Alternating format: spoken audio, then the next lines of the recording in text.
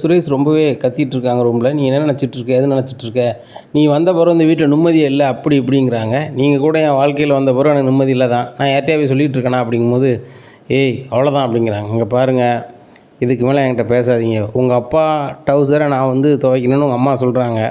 அது உங்களுக்கு துவைக்கலன்னா கடுப்பாகுது. எங்கள் அப்பா டவுசரை நீங்கள் துவைச்சித்தாங்கன்னா அது எப்படி உங்கள் அப்பா டவுசரை நான் துவைக்கணும், அவர் டவுசரை நான் துவைக்கணுமா அப்படிங்க. இதை மாதிரி தான் எல்லாருக்கும் இருக்கும். என்ன மிஷினில் போட்டால் தெரியாது, இந்த மாதிரி பேசாதீங்க அவ்வளோதான் அப்படின்னு சொல்லிட்டு இருக்கும்போது ஃபோன் வந்துக்கிட்டே இருக்குது சுரேஷுக்கு. சார் உடனே கிளம்பி வரேன் அப்படிங்கும்போது, சுரேஷ் என்ன நினச்சிட்ருக்கீங்க, நீங்கள் பகலில் ஒரு வேலையும் பார்க்கல, காலையிலே அதை முடிச்சிருந்தா அந்த ஒரி இருந்திருக்காது. இப்போ அவங்க பெரிய பெரிய அதிகாரிட்ட போய் நிற்காங்க, உடனே ஸ்டேஷனுக்கு வரீங்களா எப்படி அப்படின்னா உடனே அவசர அவசரமாக கிளம்பி ஸ்டேஷனை பார்த்து போகிறாரு. இங்கே மதியம் நிம்மதியாக தூங்கிடுறாங்க. காலையிலேயே மலர் கேட்குறாங்க, என்ன சுரேஷ் சவுண்டு பயங்கரமாக கேட்டுச்சு அப்படிங்கும்போது, அவர் என்ன சவுண்டு என்றைக்கு தான் வந்து பைய கேட்டிருக்கக்கா, அவர் அப்படி தான், நான் வந்த பிறகு இந்த வீட்டில் நிம்மதியே இல்லையா அப்படிங்கும்போது, மதி அதெல்லாம் உண்மை இல்லை, முன்னாடி என்னை போட்டு பாடாப்படுத்திட்டு இருந்தாங்க, நான் மட்டும்தான் இருந்தேன், இப்போ நீனும் வந்துட்ட, அது போக நீ நிறைய படிச்சிருக்க, வேலைக்கு போகிற அப்படிங்கிறதுனால மாமியார் கொஞ்சம் அவரை தான் பண்ணுறாங்க, எனக்கே தெரியுது, அதை சுரேஷ் கொஞ்சம் நாளில் புரிஞ்சுப்பான் அப்படிங்கும்போது, அவர் புரிஞ்சுக்க வாய்ப்பே இல்லைக்கா அப்படிங்கும்போது, இல்லை இல்லை முன்னாடிலாம் சுரேஷ் வந்து நல்லா இருப்பான் அப்படிங்கும்போது, அக்கா அப்போ அவர் கல்யாணம் ஆகலை, அவரோட குணம் அப்போ தெரிய வாய்ப்பு இல்லை, இப்போ தெரியுதுல்லக்கா, என் மேலே என்ன தப்பு இருக்குது, அவரும் ஒரு ஸ்டேஷனில் ஒரு அதிகாரியாக இருக்கார், 4 பேரை பார்க்காரு வைக்கார், எதையுமே விசாரிக்காமல் அவராக பேசிகிட்டு இருக்காரு அப்படிங்கிறாங்க. சரி விடு பார்த்துக்கலாம் அப்படிங்கும்போது, ஆமாக்கா இப்படி தான் போய்கிட்டுருக்கு, காலத்தை இது பண்ணிகிட்ருக்கேன், எங்கள் அப்பாவும் எங்கள் அம்மாவும் இந்த வீட்டில் இருக்க உனக்கு நிம்மதி இருக்காது, நீ பேசாமல் நம்ம வீட்டுக்கே வந்துரு அப்படின்னு சொல்லிக்கிட்டு இருக்காங்க, அவங்க நிம்மதியை மேலும் கெடுக்க வேண்டாம்னு சொல்லி தான் நான் இங்கேயே இருக்கேன் அப்படிங்கும்போது, கவலைப்படாத நான் இருக்கேன், ரேவதி இருக்கா உனக்கு சப்போர்ட்டா அப்படிங்கும்போது, சரி ரேவதி நீ ஃபோனே பண்ணல என்ன அப்படிங்கும்போது, தெரில கால் பண்ணுவோம் அப்படின்னு சொல்லி கால் பண்ணுறாங்க. என்ன ரேவதி ஃபோனே பண்ணல அப்படிங்கிறாங்க. அதை ஏன் கேட்குறேன், நான் எங்கே ஃபோன் பண்ணுறேன் ஏது ஃபோன் பண்ணுறேன்னு சொல்லி என் வீட்டுக்காரர் பார்த்துட்டே இருக்கார், அவர் வேலைக்கு போகவே இல்லை அப்படிங்கிறாங்க. தங்கராஜன் ஏன் இப்படி பண்ணிகிட்ருக்காங்க அப்படின்னு சொல்லி மலர் சொல்கிறாங்க. உடனே அவருக்கு தெரிஞ்சது தானே பண்ணுவார், சம்மந்திக்கிட்ட ஃபோன் பேசுறதெல்லாம் தப்புன்னு அவங்க சொல்லிக்கிட்டு இருந்தால் என்ன பண்ணுறது அப்படிங்கிறாங்க. அவர் அப்படி தான், சரி நாங்கள் 2 பேரும் உங்களை பார்க்க வரோம் அப்படின்னு சொல்லிட்டு இவங்க 2 பேரும் கிளம்பி வெளில கிளம்புறாங்க. எங்கே போகிறீங்க 2 பேரும் இவ்வளோ நேரத்துக்கு அப்படிங்கிறாங்க. உடனே இல்லைத்த நாங்கள் ரேவதியை பார்க்க போகிறோம் அப்படிங்கும்போது, அவங்க வீட்டில் எந்த ஃபங்க்ஷனும் இல்லையா அப்படிங்கும்போது, இவங்க மதி சொல்கிறாங்க, ஃபங்க்ஷனை தான் பார்க்க போகணுமா, ஏன் ரேவதி அண்ணியும் தங்கராஜனும் சும்மா எப்போ முதல்ல வரதானே செய்தாங்க, அது மாதிரி போகக்கூடாதா அப்படிங்கும்போது, மாப்பிள்ளை நீங்களும் ஒன்றா, மாப்பிள்ளை எவ்வளோ பெரிய ஆள் தெரியுமா அப்படிங்க, எவ்வளோ பெரிய ஆள் சிறிய ஆள் அப்படின்னா தான் பார்க்க போகணுமா, எங்களுக்கு ரேவதி அண்ணியை பார்க்கணும், நாங்கள் பார்க்க போகிறோம் அப்படின்னு சொல்கிறாங்க. மலர் உங்கள் மாமாக்கிட்டேயோ என்கிட்டயோ சொல்லாமல் உங்கள் பாட்டில் போகிறீங்க, என்ன அர்த்தம் அப்படிங்கிறாங்க. இதை கேட்ட மதி, இதெல்லாம் சொல்லணும்னு அவசியம் இல்லை, எங்கேயாவது வெளியூர் போகிறோன்னா சொல்லிட்டு போகலாம், இன்னும் இருக்க பக்கத்து ஊருக்கு போகிறதுக்கு ஏன் சொல்லிட்டு போகணும் அப்படிங்கிறாங்க. லட்சுமி எவ்வளோ சீன் போட்டு பார்க்குறாங்க, நடக்கலை, மதி வாங்க கிளம்பலாம்னு சொல்லி ஒரு ஆட்டோ வர சொல்லி கிளம்பி போயிடுறாங்க. அங்கே ரேவதி வீட்டு வாசல்லே நிற்காங்க. நீ ஏன் வாசல்லே நின்றுட்டுருக்க அப்படிங்கிறாங்க. இல்லை 2 பேர் வராங்க என்ன பார்க்க, இன்னும் பார்க்க 2 பேர் வராங்களா அப்படிங்கிறாங்க. ஆமாங்க மலரணியும் மதியம் வராங்க அப்படிங்கும்போது, இதை நீ என்கிட்ட சொல்லவே இல்லை அப்படிங்கும்போது, இப்போ தாங்க ஃபோன் பண்ணி சொன்னாங்க வந்துட்டுருக்கேன்னு சொல்லிட்டு அப்படிங்கிறாங்க. பேசிகிட்டு இருக்கும்போது இவங்க 2 பேர் வந்துடுறாங்க. வாங்க அப்படிங்கிறாங்க. தங்கராஜை பார்த்தோன்னே இவங்க 2 பேருமே முழிக்காங்க. உடனே மதி இவங்களுக்கு காய் போட்டு கொடு அப்படிங்கும்போது, சரிங்க அப்படின்னு சொல்லிட்டு காய் போட்டு கொடுத்துட்டு, வாங்க நம்ம பெட்ரூம் போகலான்னு சொல்லி அங்கே உட்காந்து நல்லா சிரித்து பேசிகிட்டு இருக்காங்க. தங்கராஜ் இவங்க என்ன பேசுவாங்க அப்படின்னு சொல்லி கதவை ஒட்டி கேட்காரு. டவார்னு மலர் கதவை திறக்காங்க. தங்கராஜ் அங்கேருந்து விலகி போகிறாரு. ஏன்னா இங்கே ஒட்டி நிற்கிங்க, உள்ளே வர வேண்டியதானே அப்படிங்கும்போது, இல்லை நீங்கள் 3 பேரும் கூடி பேசுகிறீங்க, என்ன பேசுகிறீங்க அப்படிங்கும்போது மதி சொல்கிறாங்க, எல்லாத்தையும் உங்கள்கிட்ட சொல்ல முடியாது அப்படிங்கும்போது, நான் வந்து ரேவதியோட புருஷன், மலரோட அண்ணன், உனக்கு அண்ணன் தான், எல்லாம் சொல்லலாம்ல அப்படிங்கும்போது, சொல்ல வேண்டியதை நாங்கள் சொல்லிடுவோம், இதை சாதாரணமாக பேச வேண்டியது தான் அப்படிங்க. என்ன விஷயமா இவ்வளோ தூரம் வந்திருக்கீங்க, இங்கே எதுவும் ஃபங்க்ஷனும் கிடையாது அப்படிங்கும்போது ஏன் வந்திருக்கீங்க அப்படிங்கும்போது மலர் கேட்குறாங்க. அங்கே அத்தை கேட்டாங்க, நீங்கள் இங்கே கேட்குறீங்க அப்படின்னுட்டுருக்காங்க. உடனேம்மா திடீர்னு ராகவனுக்கு கால் பண்ணுறாங்க. ராகவனுக்கு கால் பண்ணி, மாமா இந்த மாதிரி மதியம் மலரும் வந்திருக்காங்க, என்ன விஷயமாம்மா அப்படிங்கும்போது, அங்கே வந்திருக்காங்களா எனக்கு தெரியலையே, நான் ராஜலட்சுமிகிட்ட கேட்குறேன்னு சொல்லி ராஜலட்சுமிக்கு ஃபோன் பண்ணுறாங்க. அதை எங்கே கேட்குறீங்க, இந்த மதி பேச்சை கேட்டுக்கிட்டு அந்த மலரும் நம்ம பேச்சை கேட்குறதே இல்லைங்க, அவங்க பாட்டு ஒரு ஆட்டோ வர சொல்லி கிளம்பி போகிறாங்க, கேட்டால் ரேவதி வீட்டுக்கு போகிறாங்கிறாங்க அப்படிங்கும்போது, ஆமாம் மாப்பிள்ளை தான் கால் பண்ணார், இவங்க 3 பேரும் குசுன்னு பேசிகிட்டு இருக்காங்களாம், மாப்பிள்ளை வந்து கேட்க போனால் நிப்பாட்டிடுறாங்களாம், என்னென்னு தெரியல, ரேவதி பண்ணுறதும் வித்தியாசமாக இருக்குது, இவங்க பண்ணுறதும் வித்தியாசமாக இருக்குது, இன்றைக்கி நான் வச்சுக்கிட்டேன் அப்படின்னு சொல்லிட்டு ராகவன் சொல்கிறார். சரி வாங்க அப்படிங்கிறாங்க. இவங்க நாங்கள் கிளம்புறோம் ரேவதி அப்படின்னு சொல்லி கிளம்பிடுறாங்க மதியும் மலரும். ரேவதிட்ட தங்கராஜ் கேட்குறாங்க, என்ன நினச்சிட்ருக்க நீ? அவங்களாம் அவங்க சௌரியத்துக்கு வந்துட்டுருக்காங்க அப்படிங்கும்போது, ஏங்க நான் வந்து அடுத்த ஆளாங்க, அவங்களுக்கு ரொம்ப வேண்டிய ஆள், த அண்ணன் என்னது மைனி முறை, அதனால் வராங்க அப்படிங்கிறாங்க. இங்கே பாரு, ஏதோ ஒன்று இருக்குது உங்கள் 3 பேருக்குள்ளே, இல்லைன்னா நீங்கள் இப்படிலாம் பேச மாட்டீங்க. ஏன் மதி வந்து சுரேஷை வேண்டான்னு எழுதி கொடுக்கணும்னு நினைக்காளா, வைக்காளா, இல்லை குடும்பத்தோடு உள்ளே வைக்கணும்னு நினைக்காளா? இதுக்கு நீங்கள் 3 பேரும் சேர்ந்து பிளான் பண்ணுறீங்களா அப்படிங்கும்போது, என்னங்க பேசிகிட்டு இருக்கீங்க, நாங்கள் ஏங்க இப்படி பண்ண போகிறோம் அப்படிங்கிற. இல்லை இல்லை, மதி என்னமோ பண்ண தான் போகிறா, அவள் வேலையை இல்லாமாக்குனது நாங்கன்னு தெரிஞ்சுக்கிட்டாளா அப்படிங்கிறாங்கன்றது. அவள் வேலையை இல்லாமாக்குனது நீங்கள் தானே அப்படிங்கிறாங்க. எல்லாம் தெரிஞ்சு தான் நீங்கள் பண்ணுறீங்க, எனக்கு தெரியுது, நீங்கள் பண்ணதெல்லாம் பார்க்கும்போது புரியுது. மதியோட வேலையை உங்கள் அப்பா நான் சுரேஷ் எல்லாம் சேர்ந்து வந்து இல்லாமாக்கணும்.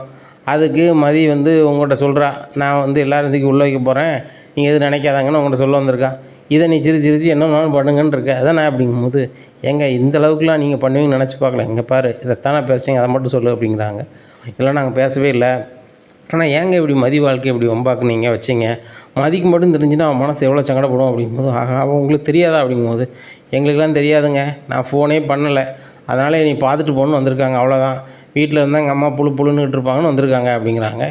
இப்போ கூட உங்கள் அம்மாவை தான் ஏதாவது அவங்க சொல்கிறாங்க, அது கூட உனக்கு படலையா அப்படிங்கும்போது, ஏங்க அதெல்லாம் விடுங்க, மதி வேலை எதுக்கு நீங்கள் இல்லாமல் பண்ணீங்க, நான் எங்கள் அப்பாவுக்கு பேசிக்கிறேன்னு சொல்லி ராகவனுக்கு கால் பண்ணேன். எப்பா நீங்கள் என்ன நினச்சிட்ருக்கீங்க, ஒரு வேலை கிடைக்கிது எவ்வளோ கஷ்டம் தெரியுமாப்பா, அந்த பிள்ளை ரொம்ப நாளாக ரொம்ப கஷ்டப்பட்டு அந்த வேலை பார்த்துட்ருக்கு, நானும் மலரணியும் வீட்டிலே உட்காந்து சமைச்சிக்கிட்டு வச்சுக்கிட்டு இருக்கோம், அதே மாதிரி அவளும் இருக்கணுமா அப்படிங்கிறாங்க.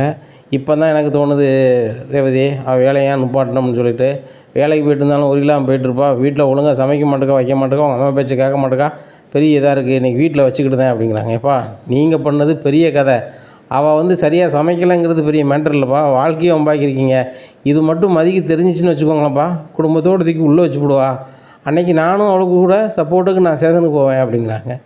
இதை கேட்ட ராகவனுங்க, பாரு நம்ம வீட்டுக்கு நல்லா இருக்கணும்னா இந்த விஷயம் மதிக்கு தெரியக்கூடாது பார்த்துக்க, அதுக்கப்புறம் அப்பா அம்மன்னு நீங்கள் வந்துட முடியாது, நானும் பேச மாட்டேன் அப்படிங்கிறாங்க. இங்கே ரேவதிக்கு என்ன செய்யனே தெரில.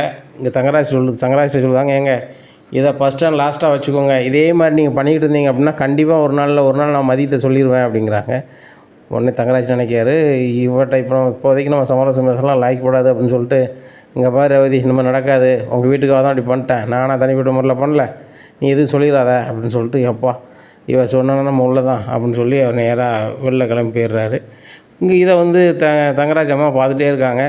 என்ன ரேவதி என் பையன்கிட்ட சவுண்டை கூட பேசிகிட்டு இருக்கேன், முன்னாடிலாம் தங்கராஜ் என்ன சொல்கிறானோ அதை கேட்டுக்கிட்டு இருப்பேன், இப்போது சம்மந்திமார் 2 பேரும் நல்லா பேசாகணுன்னு இப்படி ஏற்று பேசிகிட்டு இருக்கியா, என் பையன்கிட்ட இப்படி பேசலாம் ஆகாது ரேவதி, இப்படியே பண்ணிட்டு இருந்தால் உங்கள் வீட்டை பார்த்து அனுப்பிடுவேன் அப்படிங்கும்போது, சீக்கிரம் அனுப்புங்க எனக்கு ரொம்ப சந்தோஷமாக இருக்கும். இங்கே ஒன்றும் நான் சந்தோஷமாக இல்லை ஒவ்வொரு வேலையை அதை இதை செய்யணும் பாடாப்படுத்திட்டுருக்கீங்க, நிம்மதியாக எங்கள் வீட்டில் போய் இருப்பேன் அப்படிங்கிறாங்க. அப்படியா, சரி நான் என் பையன் வரட்டும் சொல்கிறேன் அப்படின்னு சொல்லிட்டு போகிறாங்க. சரி சொல்லிடுங்க, மறந்துடாதீங்க அப்படின்னு சொல்லிட்டு ரேவதி சமையல்கிட்ட போய் சமைக்க போயிடுறாங்க. மதியும் மலரும் வீட்டில் இறங்கி போகிறாங்க. எங்கே வரீங்க, இந்த வீட்டில் உங்களுக்கு இடம் இல்லை அப்படிங்கிறாங்க.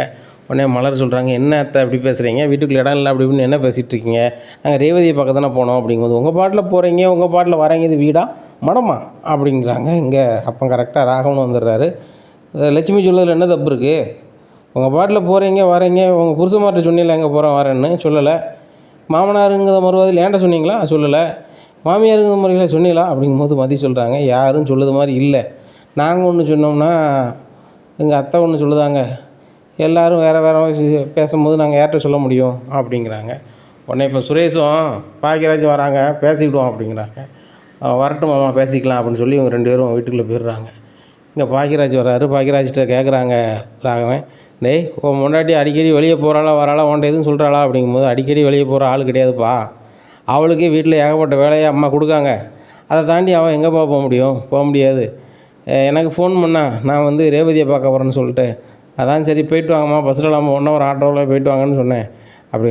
அப்போ உன்ட்ட சொல்லிட்டு தான் போயிருக்கா அப்படிங்கும்போது, ஏப்பா தங்கச்சி வீட்டுக்கு என் பொண்டாட்டி போயிருக்கா, இதில் என்ன இருக்குது அப்படிங்கும்போது, டேய் அது எதுவும் கதை இருக்கணும், சும்மா போயிருக்கணும், பொண்ணை கட்டி கொடுத்துட்டு நம்ம அடிக்கடி போய் அங்கே போய் சாப்பிட்டா அப்படிதான் இருக்கும் அப்படிங்கும்போது, இப்போ சாப்பிட்றதுக்கும் அங்கே போகலை அப்படின்னு சொல்லிட்டு அவர் ரூம் பார்த்து போயிடுறாரு. இங்கே சுரேஷ் வராரு. சுரேஷே பொண்டாட்டி அவன் சொல்ல கேட்பாளா கேட்க மாட்டாளா, அந்த வீட்டை சொல்ல கேட்பாளா கேட்க மாட்டாளா அப்படின்னு சுரேஷுக்கு சரியான கடுப்பாயிருது. என்னப்பா நினச்சிட்டு இருக்காவா, இந்த வீட்டில் தினம் ஏதாவது ஒரி பண்ணணும்னு நினச்சிட்டு இருக்காளா, நேற்று அவங்கள்ட்ட அவசரத்தை வைக்க மாட்டோம்னா இன்றைக்கி ஒவ்வொரு கதையாக பண்ணிகிட்டு இருக்காளா அப்படிங்கிறாங்க. சொல்லாமல் அவன் பாட்டில் ஆட்டோவில் கிளம்பி போயிட்டுருக்கா வச்சுக்கிட்டு அப்படிங்கும்போது மதி அப்படின்னு கத்துறாங்க. மதி உள்ள வரான். என்ன அப்படிங்கிறாங்க. நீ சொல்லாமல் அறியாமல் எங்கேயோ போகிறாம அப்படி போய் போகிறதா இருந்தால் இந்த வீட்டுக்கு வரக்கூடாது என்ன மனமா அப்படின்னுட்டு இருக்காங்க. ஏங்க உங்கள் அக்காவை தான் போக போனேன் ரேவதி அப்படிங்கும்போது ரேவதி தானே பார்க்க போயிருக்காங்க. அது எப்பட்றா ஒரு பொண்ணை கட்டி கொடுத்துட்டு சம்மந்தம் இல்லாமல் அடிக்கடி போக முடியும் அப்படிங்கும்போது மதி சொல்கிறாங்க. ஏன் ரேவதிங்க எல்லாம் காரியமோட தான் வராங்களா, சும்மா வரலையா? அதை மாதிரி அவங்கள பார்க்கணுன்னு தோணுச்சு போனோம். இன்னும் போகக்கூடாதுன்னு சொல்கிறீங்களா? நாங்கள் போகல அவ்வளோதான் அப்படிங்கிறாங்க. உடனே சுரேஷ் சொல்லுப்பா இதை விடுங்கப்பா அப்படிங்க. டேய் இப்படிலாம் விட முடியாடா, உங்கள் அம்மைக்கு எனக்கு இந்த வீட்டில் மறுவாதியே இல்லை, இது எங்கள் வீடா அடுத்த ஆள் வீடான மாதிரி இருக்குது, இதுக்கு ஏதாவது முடிவு பண்ணி தாண்டா ஆகணும் அப்படிங்கிறாங்க. உடனே மலரும் வராங்க. மாமா தயவுசெய்து முடிவு பண்ணிடுங்க, சீக்கிரம் பண்ணிடுங்க, இந்த வீட்டிலே எங்களுக்கு ரொம்ப கடுப்பாக இருக்குது, நாங்கள் வேணால் 2 பேரும் தனி கொடுத்தனம் போயிடுறோம் அப்படிங்கிறாங்க. இதை கேட்டால் ராகவனும் லட்சுமியும் ஆகா நம்ம சாதாரணமாக பேச போக 2 பையன் மாதிரியும் கூப்பிட்டுட்டு தனி கொடுத்தனம் போகிறோன்னு பேசுகிறாங்களே அப்படின்னு சொல்லிட்டு, டேய் சுரேஷ் அப்போ நீ தனி கொடுத்தனம் பெறுவியாடா அப்படிங்கும்போது, நான் எங்கேம்மா போவேன், இந்த மதி தனி கொடுத்தனம் போகிறான்னு சொன்னான்னா அவளை மட்டும் போக சொல்லிடுவேன் அப்படிங்கும்போது மதி சொல்கிறாங்க.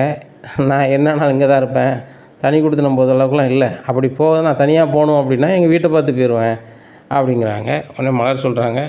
இங்கே இருக்கிறதுக்கு மதி நம்ம பேசாமல் தனி கொடுத்தனமே போகலாம், நானும் என் வீட்டுக்காரும் வேணாலும் பாரு, இன்னும் ஒரு மாதத்தில் தனி கொடுத்தனம் போயிடுவோம் பாரு அப்படிங்கிறாங்க.